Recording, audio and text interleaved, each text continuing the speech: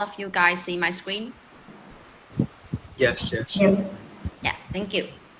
So hello class, hello teacher, hello everyone. My name is Wing and my partner is Miss Hai. So together we are going to talk about corpus linguistics, the thing that you have heard from the beginning of the lesson today. So this is an outline of our presentation. I will focus on the first part, who are you corpus? While Miss Hai will answer the second question, what can you do for us corpus? So altogether we have 5 parts like this. And I hope that you are still alive until the end of our presentation. So now let's party. So the first part, the definition of corpus. So for anyone who don't know, corpora and corpuses is a plural form of corpus. And corpus is a large and principal collection of text, and the text has to be in electronic format. So we can use corpus to do 2 main things. The first one, we can explore the way that language is used in real life context, which means actual patterns, okay? And the second thing, we can use corpus as a source to develop materials for classroom language instruction. Yeah.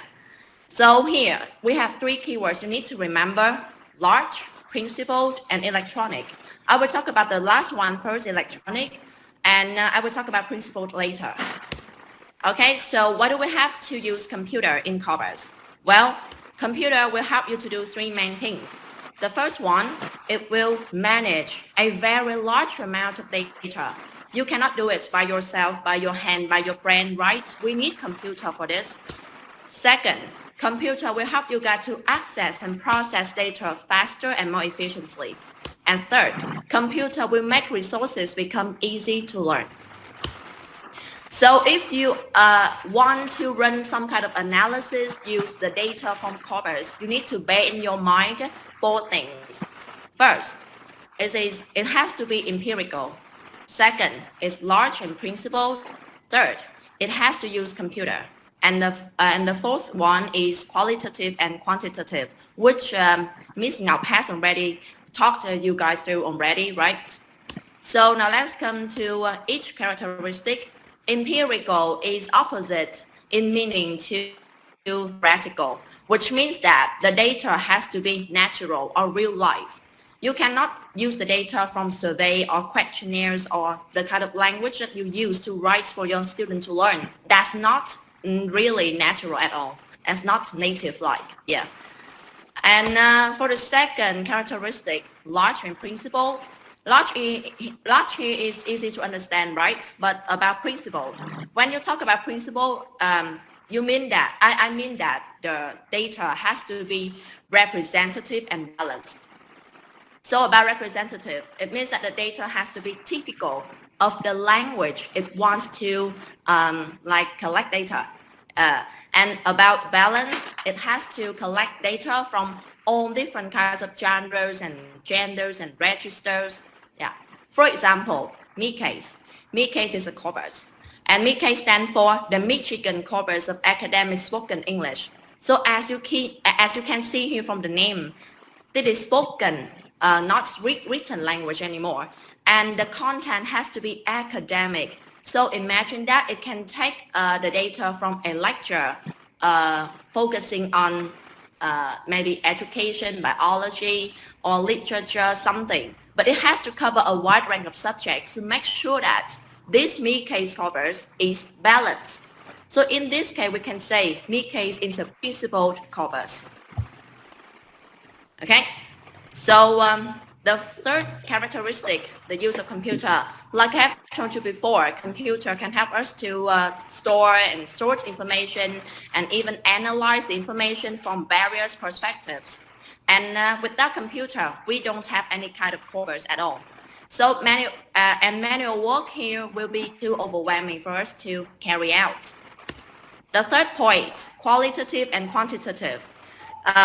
Quantitative means that we have to run some kind of analysis based on a huge amount of data. So computer is the best tool for you to do here.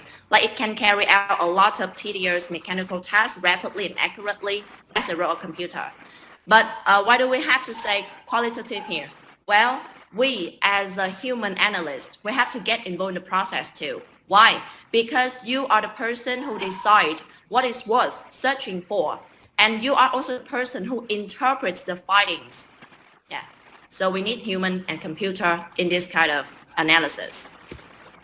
Now let's come to the second part, corpus design and compilation. Just skip it.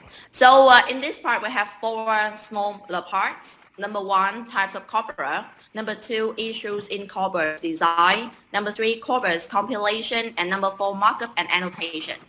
Now let's jump to the first one, types. Well, in theory, the number of research topics will be equal to the number of types of corpora. For example, if you want to do some kind of research on teenage language, like teen code, something, you need to draw the data from a corpus which focus on teenage language. Yeah. And if you don't have one corpora like that, you have to create your own, which I advise you shouldn't do that. Why? Because to create a corpus, a reliable corpus, you have to include at least 1 million words inside that corpus, which is a very challenging and intimidating task, right? So let's back to the topic. So we have 2 main kinds of corpora. The first one, general corpora, and the second one, specialized corpora. For the general one, the data has to be and it just represents very broad and general sense about language in general, and it has and it can help you a lot for the comparative studies of general linguistic features, like what you have just done, contrastive linguistics. We can use corpora to take out the data for analysis, for comparison. Yeah. And about specialized, it don't answer general question about linguistics anymore. It focuses on specific research questions. So it's show time. I'm going to demonstrate some kind of general corpus for you guys. So this is the biggest corpus as I have as far as I know until now. You can see here the iWeb corpus that contains 40 billion words, not million anymore. Okay, so you have to sign in with your account. The creation process is very easy to do. And then when you search for a word, you need to choose this tag word. For example, I want to teach my student the word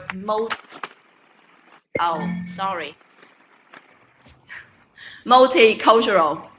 So I just type in the word, I enter, and then you can see, technical problem.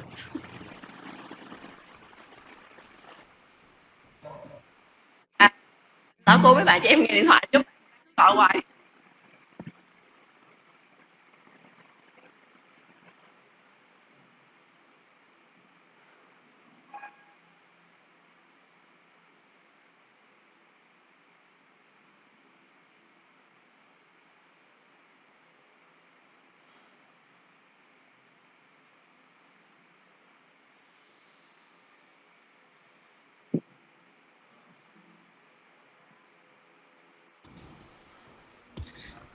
Okay, so where are we right now? So okay, the word multicultural.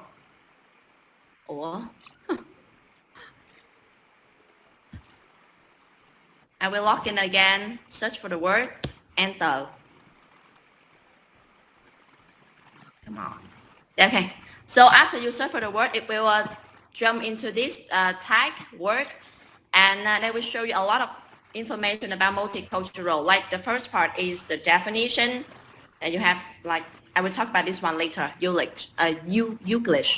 And then the synonym for multicultural, the topic, the collocation, the clusters is a kind of collocation too. And concordances. I will talk about concordances in detail later. But I don't usually use this website. As you can see, there's a lot of like error, mistake here, and it's limited. Like you use the unpacked version, so it limits your access. But this one is my favorite one, the sketch engine for language learning. So I will do the same thing. I want to teach multicultural, so I type in the word, I enter, and then it will show you the real life examples which contain the word multicultural. You can see tons of like examples here. And what I usually do is to take out the sentence that I can like that my student can understand. And then I put in a test, a vocabulary test like this. This is my product after I use corpus to create a test for my student, grade 12 student, water sports, yeah. So their job is to fill in the word. Multicultural is like the answer for question number 9. You can see it very clearly from the context, right?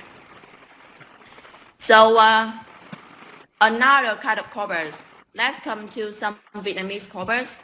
This is a kind of Vietnamese corpus you can use for your contrastive study. Vietnamese, this is designed by the Leipzig University, and you can choose the language because it contains 252 languages here. So I will take the word đã. I want to analyze how đã is used in Vietnamese language. And you can see here a lot of examples will come out, like là không phải là người đã gửi những tin nhắn đó, blah, blah, blah. So this is what we use corpus for, to analyze the language in context. And then there's another Vietnamese corpus, this one, and we put it in the end of our presentation for you guys to consider. And the meat case one I have told you before, and also multicultural, yeah, this one. Okay, and a very interesting one, which I have to give credit to Miss Win. Win remind me of this one, Euclid. So Euclid is a kind of combination between spoken and written corpus. For example, you type in the word multicultural too, and then you enter. It will give you the clip, not only the sentence anymore, the clip with the sound effects. So you can listen to the whole word.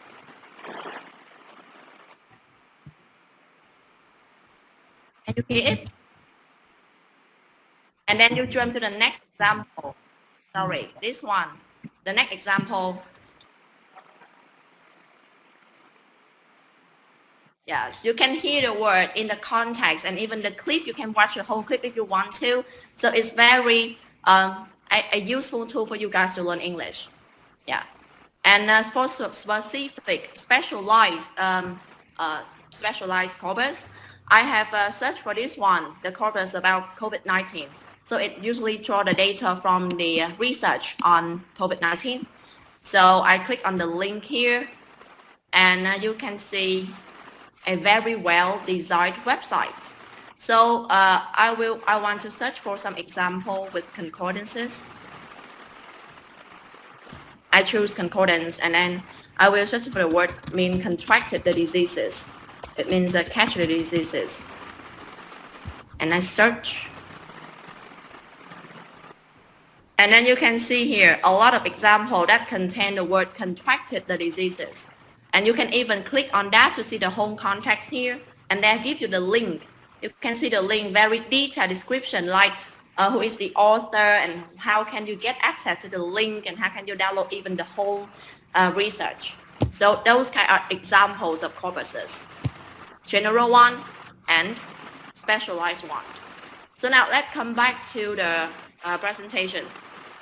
So here are some issues for you guys to consider when you want to design your own corpus. Number 1, representative, what I have told you before already. Number 2, it needs money and time because one person cannot do a corpus at all.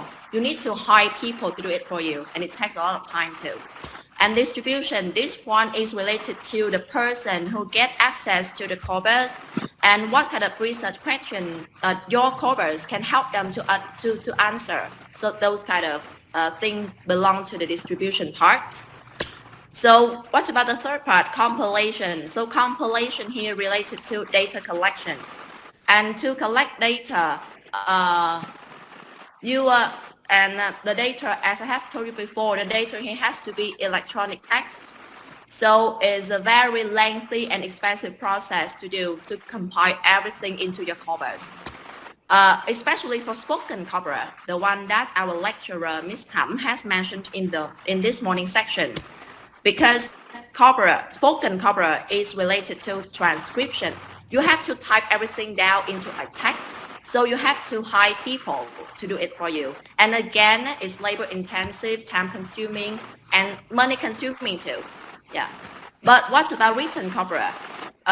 If you have, there's a term here, OCR software. So what is OCR? I will demonstrate some magical things for you guys right now. So for example, I have a document like this, a PDF file.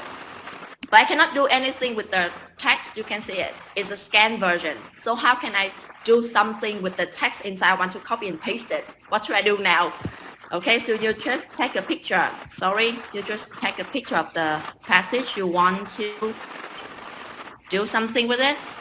And you can see the picture here. And then you will go into this website, onlineocr.net. This one is recommended by my teacher back in university. So you will choose like this screenshot you have just take, and then you convert the text, and boom, this is your result. You can do whatever you want with the text. You can copy it, paste it, whatever you want to do. Yeah. And another technique to do is using like Google Drive. So how can I use this? Because you know what, this online OCR can only do something with the English language. But what about Vietnamese? What if I have a text like this? This one is written by Dr. Hoàng Băng Bưng, yeah, a functional grammar. And I cannot do anything with the text either. So I will do the same step again. I will capture it. But this time I have to use another tool, not OCR anymore. I will go into Google Drive. I will upload the text here. Oh.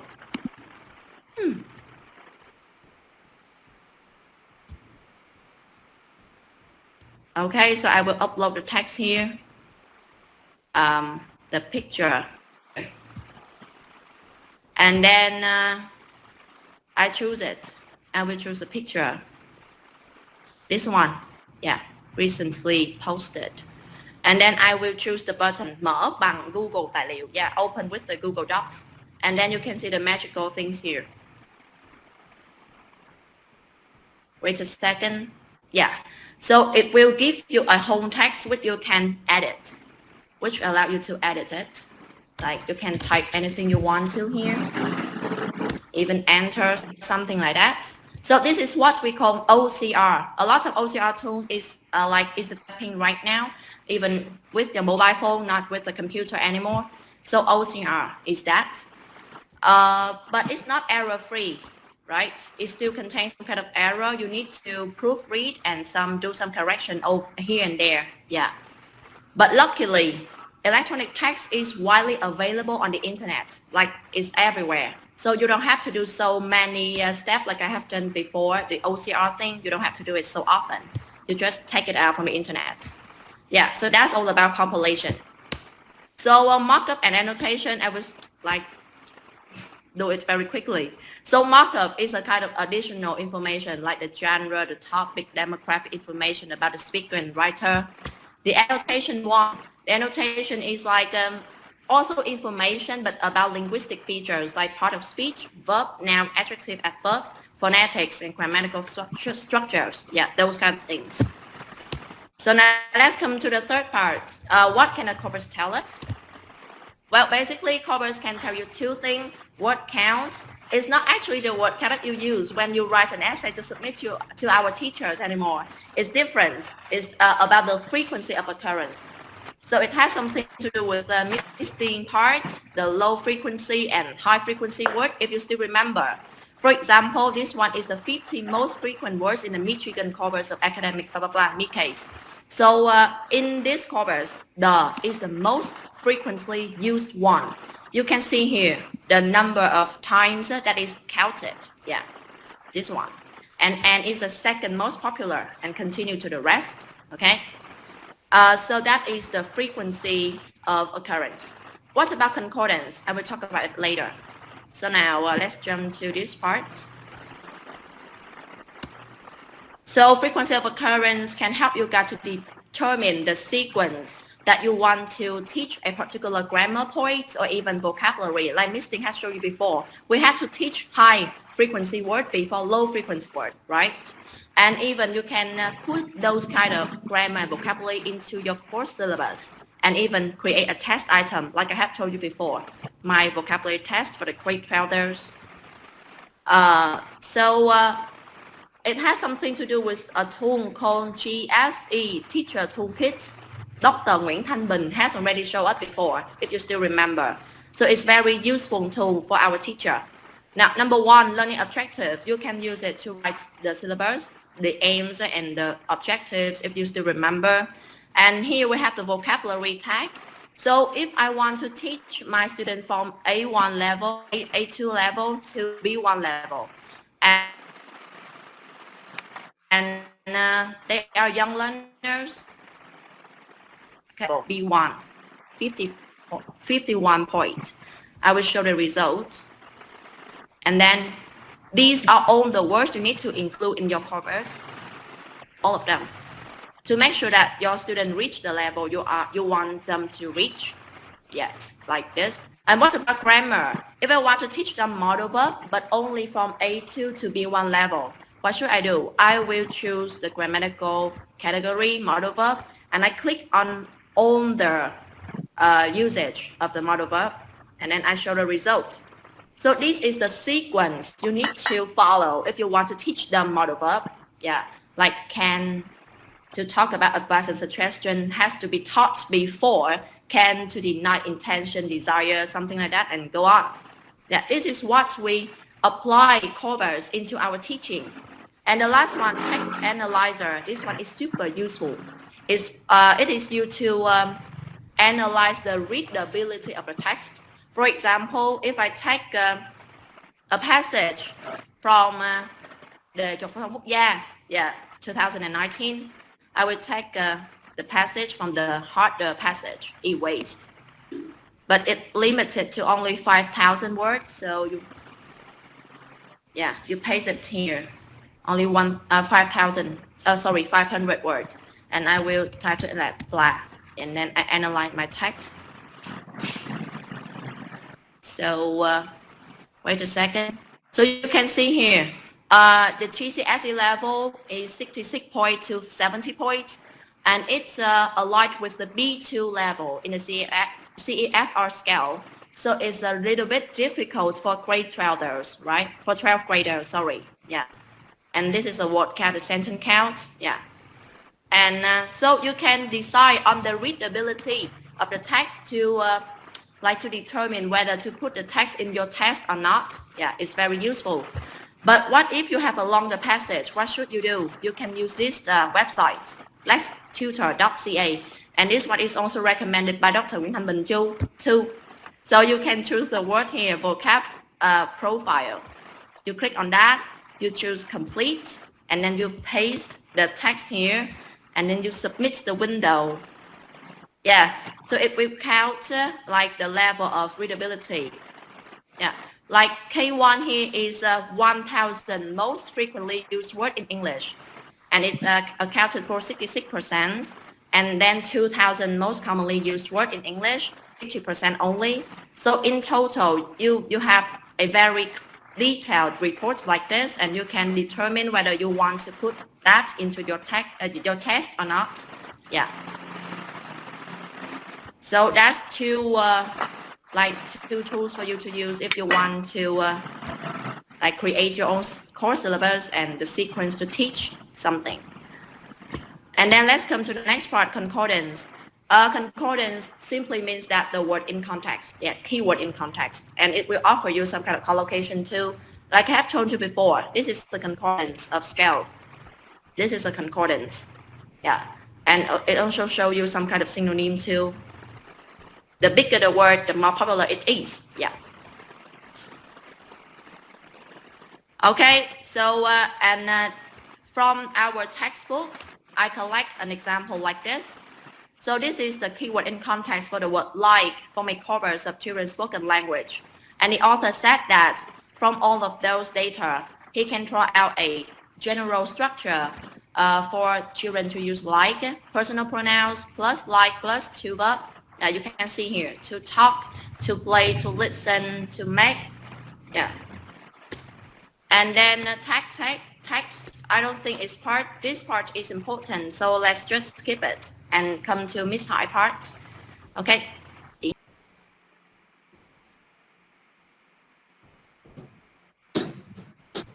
Mọi người có thấy màn hình em share chưa? Thấy em. Dạ rồi, thì chị Hải nói ha. Dạ rồi.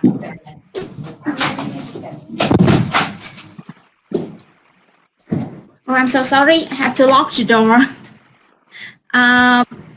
Okay, the next one, please. Okay.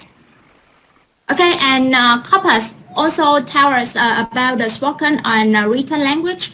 And about the spoken language, we have the me case, as the Queen has said, has presented. It's a specialized corpus of spoken academic language, and for the student, it helps the student to meet the demands of spoken language when they have to learn in the university, and they have to about the teachers. They also have the evidence, the source to develop the materials. And about the written newspaper, the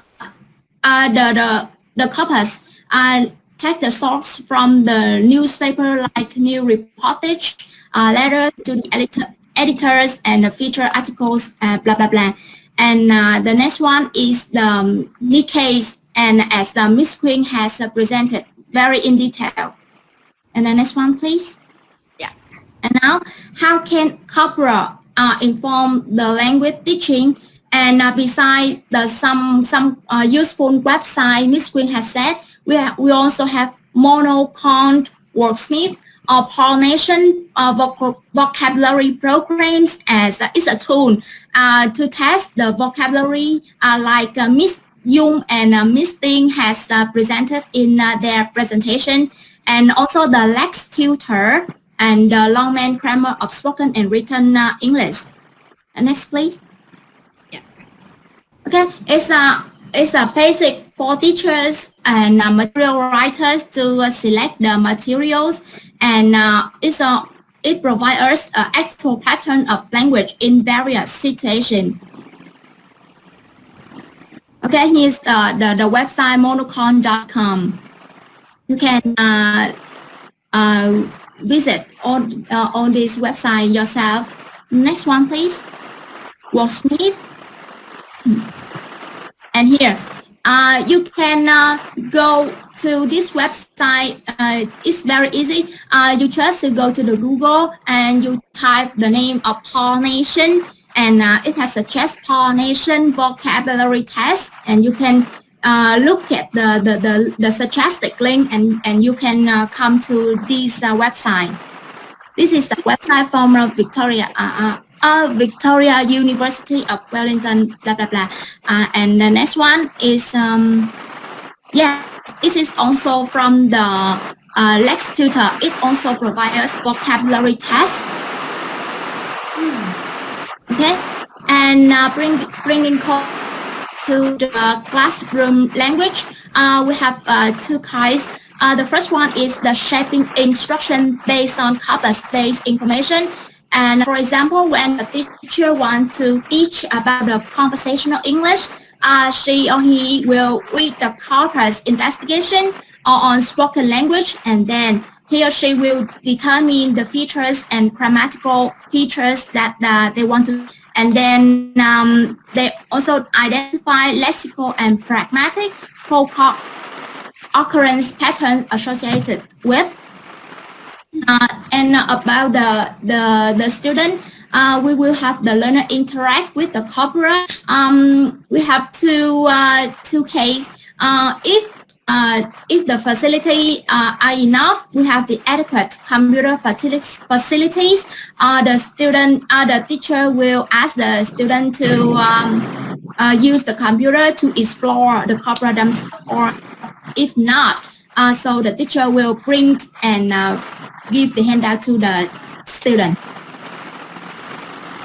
Okay, about the corpus-based classroom activities. The first one is the frequency list. The teacher will have the student work in group, and they will decide on the grammatical category, noun, verb, adjective, or blah blah blah, or semantic category by looking at the corpus, the concordance. Okay, or the teacher will ask the student to do the suffix, add the suffix to the words, to the word family. For example, nation, we will add the AL. We have national adjective, and we have IZE to form the verb nationalize, for example, like that. Okay, and about the synonym, take the example for in the book. When we have the three words become, turn, go, and come, we consider it that the synonym, but their use is not synonymous, and the dictionary quite don't clarify the different uses, the meaning of the word. So the corpus will do this. For example, the turn. The corpus will give the sentence, the water turned gray. So the turn here, the verb turn here refers to a change of color or physical appearance. About the verb go, we have go crazy, go bad, go wrong. So it describes something into the negative state. And on the contrary, the word come. We have come awake, come alive, and it describes a change to be more active state. So by using corpus, we will avoid many mistakes in collocation, like the student will use go awake or go alive. This is not true, okay? And the collocational activity will help the advanced the high-level language learner to become more and more native-like speakers. Okay, next one, please.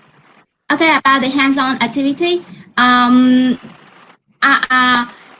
For example, when we don't know when we use the think of or think about the preposition, the corpus will provide us many sentences to us to see the words before and the word after, and then we can decide when to use think and when to use about with the verb think. For example, we have two pictures from the book, and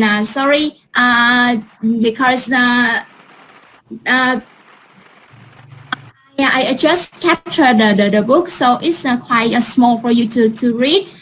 Instead of that, we can go to many tools like corpus, like tutor or scale, like Ms. Wing has suggested, and to find the example ourselves. Okay. And about the resources, we have listed out some of the useful websites for the corpus linguistics, like English Corpora, Scale, Lex Tutor, and many things else. And about the references, we mainly use the information from our textbook and Introduction to Applied Linguistics, as our teacher has offered and sent us. And this here are some picture the screen capture about some of the useful tools. Okay, that's